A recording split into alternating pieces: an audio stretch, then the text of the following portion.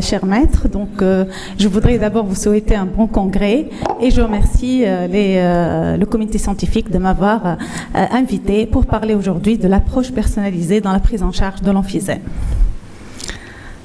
Bon, je n'ai pas détaillé toute la prise en charge parce que je supposais que Dr Charfi allait présenter avant moi et donc elle allait parler de la personnalisation du traitement chez les patients BPCO.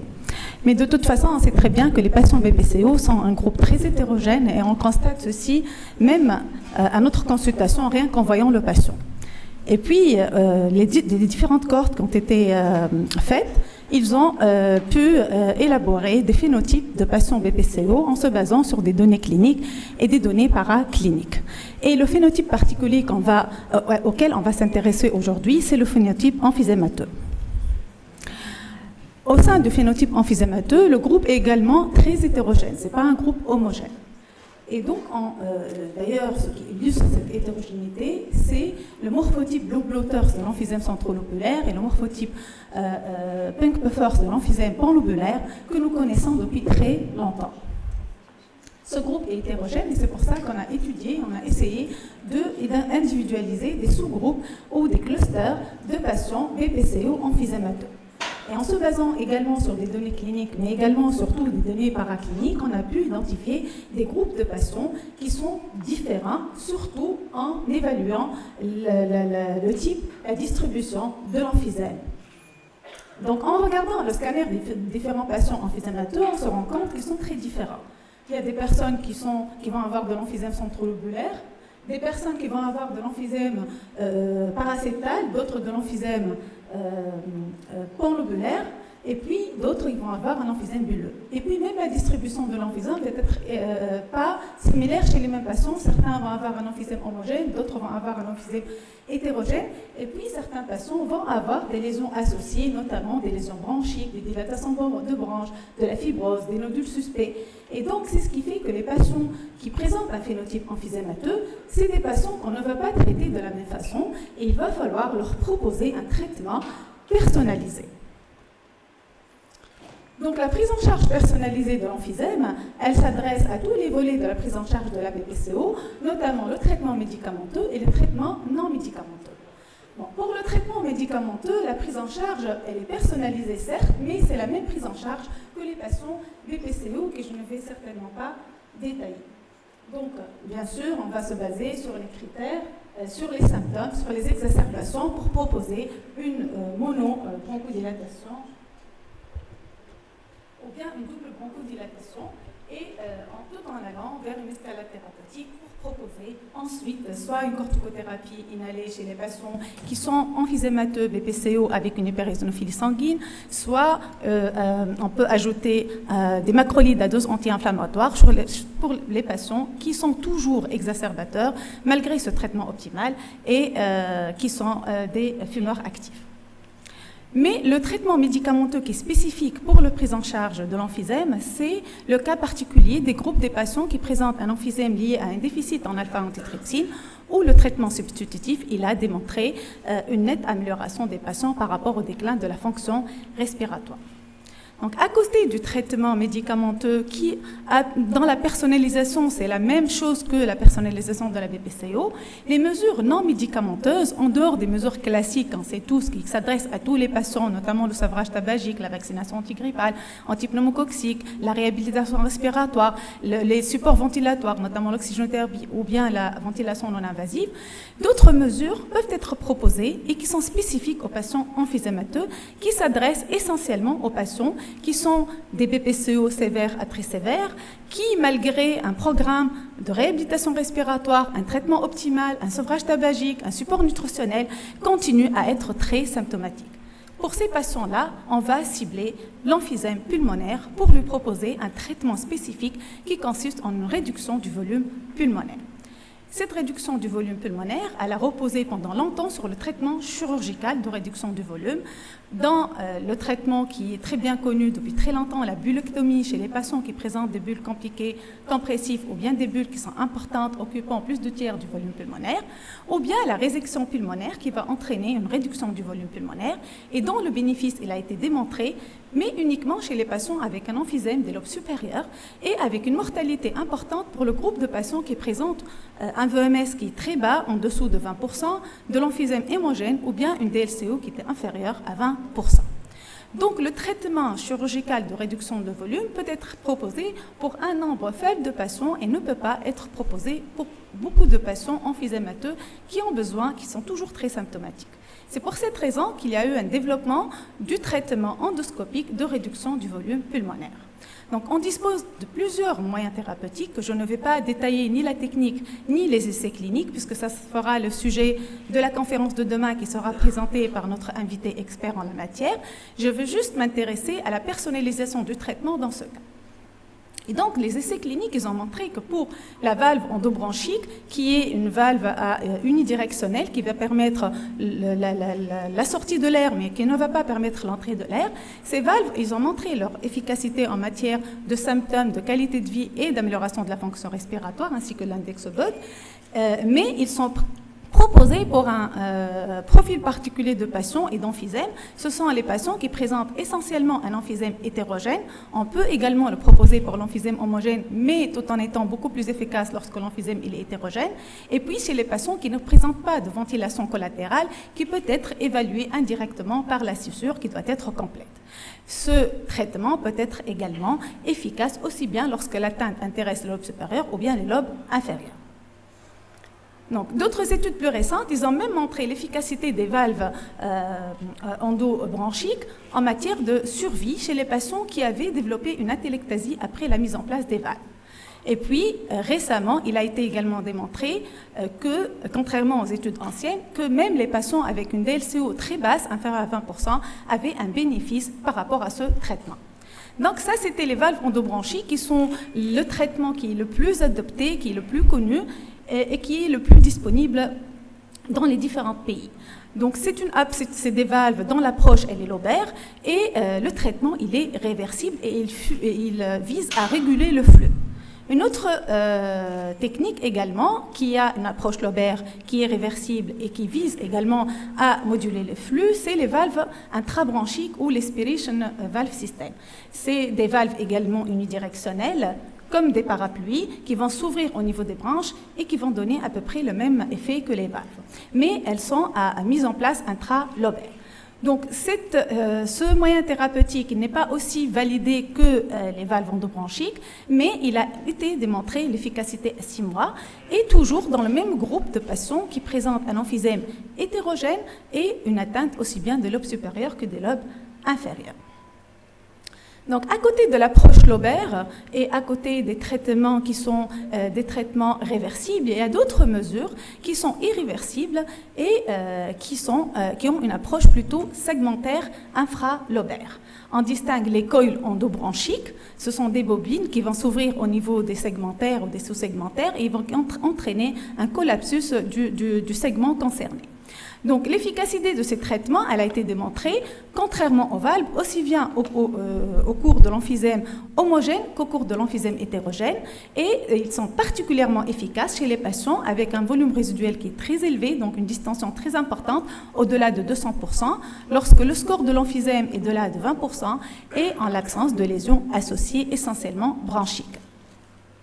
Toutefois, bien que d'autres études ont montré l'efficacité, essentiellement au cours des patients qui présentent une scissure incomplète, une dernière étude que je vous présente ici, l'Elevate, elle a été interrompue parce qu'elle a été démontrée une mortalité plus importante dans le groupe traitement. Toutefois, cette mortalité n'était pas supérieure, elle était aux alentours de 6%, donc elle n'était pas vraiment supérieure par rapport aux valves. Et on a besoin d'autres essais cliniques pour pouvoir préciser la place de ce traitement exactement et les sous-groupes de patients qui devraient en bénéficier. Donc, à côté des coils endobronchiques, on a deux autres moyens thérapeutiques qui visent également une approche infralobaire, segmentaire, et qui s'adressent au traitement des emphysèmes des lobes supérieurs. C'est le cas de la vaporisation endobronchique, où par le biais d'un effet thermique, on va avoir une inflammation au niveau des branches, et donc ça va entraîner un collapsus du segment concerné. Et également, c'est le cas de réduction biochimique du volume pulmonaire par le produit commercialisé sous le nom Aerizeal, j'espère que je le prononce bien. Donc, c'est un polymère qui est délivré sous forme de mousse et qui va permettre d'occlure la branche et donc entraîner également une rétraction. Donc, ces traitements sont en cours d'élaboration. Ils ont montré leur efficacité à court moyen terme, à 6 mois, mais aux dépens de plusieurs morbidités, mais également d'exacerbations. Donc, le dernier moyen thérapeutique que je vous présente, c'est la réduction, que je vous ai déjà présenté, la réduction biochimique du volume pulmonaire. Elle a été également proposée comme une façon de fermer les scissures et de rendre la scissure complète. C'est le protocole Convert, et chez qui on peut, pour des patients qui ont une scissure incomplète, faire ce traitement pour pouvoir leur proposer par la suite un traitement par les valves endobronchiques. Donc, on a plusieurs moyens thérapeutiques. Il y a d'autres moyens que je ne vais pas détailler, ceux qui seront certainement bien détaillés demain. Je vous ai présenté la plupart des moyens qui sont mis en route actuellement et qui sont utilisés dans plusieurs disons, pays. Pour choisir ces différents moyens, pour faire le bon choix, on a besoin de faire le bon choix, aussi bien le bon choix du patient que le bon choix de la technique. Pour choisir le bon patient, on se base sur des critères cliniques, sur des critères fonctionnels respiratoires, sur certainement des critères radiologiques, donc principalement le scanner thoracique et la scintigraphie pulmonaire de perfusion, mais également le terrain qui doit être bien évalué par également une échographie cardiaque. Donc, le bon candidat, par exemple, pour les valves endobronchiques, c'est les patients, bien sûr, qui sont les plus sévères, qui sont de Gold 3 ou 4, avec un VMS qui est inférieur à 50%, une distension importante avec un volume résiduel qui est au-delà de 175%. C'est des patients qui devraient avoir une suture complète ou bien l'absence de ventilation collatérale interlobaire, et c'est des patients qui ne doivent pas avoir des lésions associées ni d'hypertension artérielle pulmonaire significative. Et donc, les mauvais patients sont les patients qui présentent une collapsibilité exagérée des voies aériennes, une bronchite chronique, des dilatations de branches, des exacerbations fréquentes et réfractaires, et puis les patients avec une insuffisance cardiaque, une FE inférieure à 45%, les patients avec une HTAP, avec une PAPS supérieure à 50 mm de mercure, et les patients qui sont hypercapniques sévères avec une PaCO2 supérieure à 50 mm de mercure. Donc, on a besoin de bien choisir le patient, mais également, on a besoin de bien analyser l'emphysème pour pouvoir choisir notre technique. Donc, chaque patient doit avoir une technique adaptée au type d'emphysème et à la distribution de l'emphysème qu'il a. Pour faire notre choix, on a besoin de répondre à deux questions. La première question est quelle est notre cible? Est-ce qu'on est devant une cible lobaire ou une cible infralobaire? Et puis, est-ce qu'il y a une ventilation collatérale? Est-ce que notre scissure, elle est complète?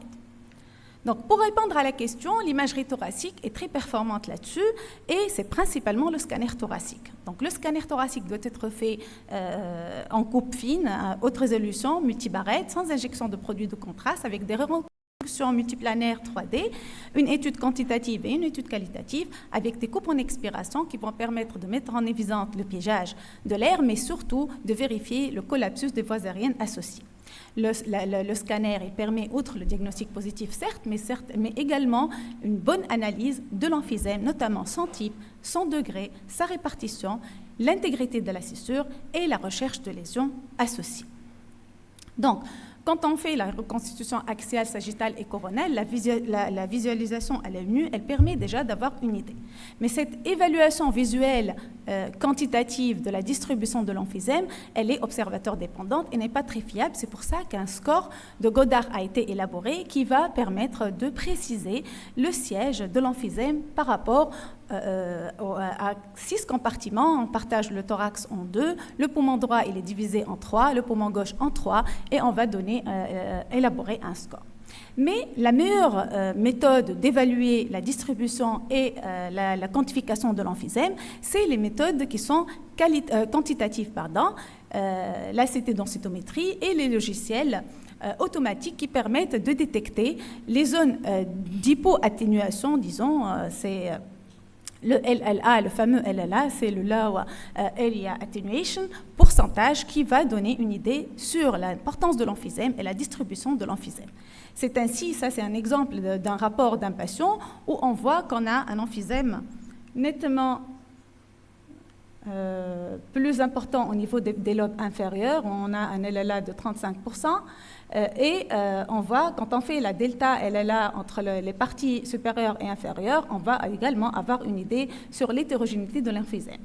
Le système permet également de donner une idée sur le nombre, sur le volume pulmonaire au niveau des différents lobes, et donc il va nous orienter vers la cible qu'on va traiter. Dans ce cas, ce sera le lobe inférieur droit.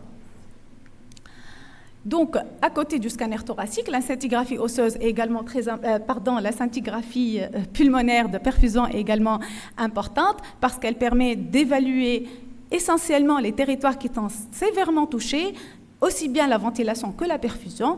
Elle est performante en matière d'emphysème hétérogène. Par contre, elle est peu rentable en matière d'emphysème homogène. Donc, la deuxième question à laquelle on doit répondre, c'est est-ce que la scissure, elle est intègre ou pas, est-ce qu'elle est complète ou pas. Également, pour répondre à cette question, on peut soit se fier à l'évaluation visuelle, qui n'est pas du tout précise, et donc on a besoin également d'autres moyens d'évaluation, et le moyen le plus utilisé, c'est la lecture automatique, qui va permettre de donner un score appelé fissure complète score. C'est un score qui va dire si la fissure elle est complète ou pas à l'aide d'une lecture automatique. Donc ça c'est un exemple où on voit les différentes fissures avec une évaluation.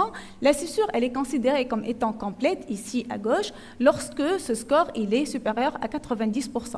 La scissure, par contre, le score où la scissure est douteuse lorsque le score il est compris entre 80 et 95%, et puis la scissure, elle est considérée comme incomplète, ici comme j'ai du mal avec le pointeur, comme sur la petite scissure, lorsque le score il est inférieur à 80%.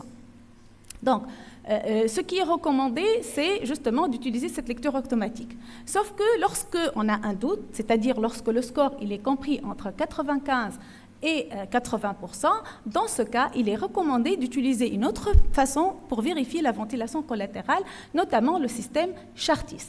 Donc, ce système Chartis est une évaluation qui est invasive de la ventilation collatérale. Donc, on va occlure à l'aide d'un ballonnet le territoire qu'on veut tester et on va vérifier est-ce qu'il y a une ventilation collatérale ou pas.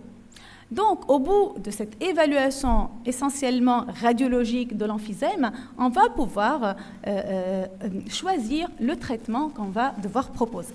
Et plusieurs algorithmes ont été proposés. Je vous présente cet algorithme que je trouve intéressant parce qu'il intègre la plupart des paramètres.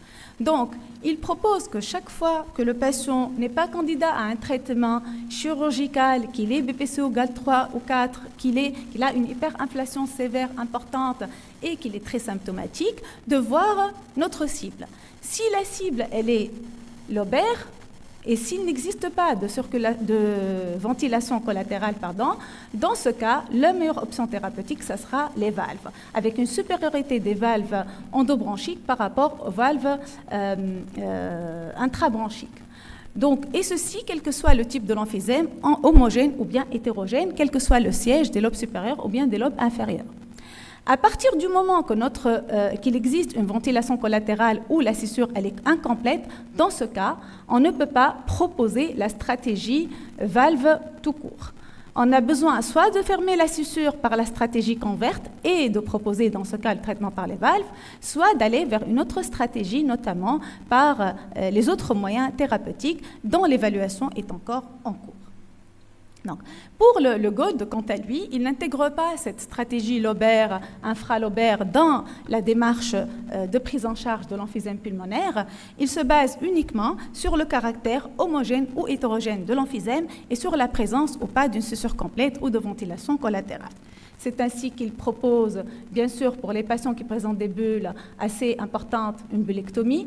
Mais par contre, à partir du moment que le patient n'est pas candidat à un traitement chirurgical, on va proposer soit selon le type de l'emphysème, mais quel que soit le type de l'emphysème, le principal, c'est de vérifier est-ce qu'il y a une ventilation collatérale ou pas.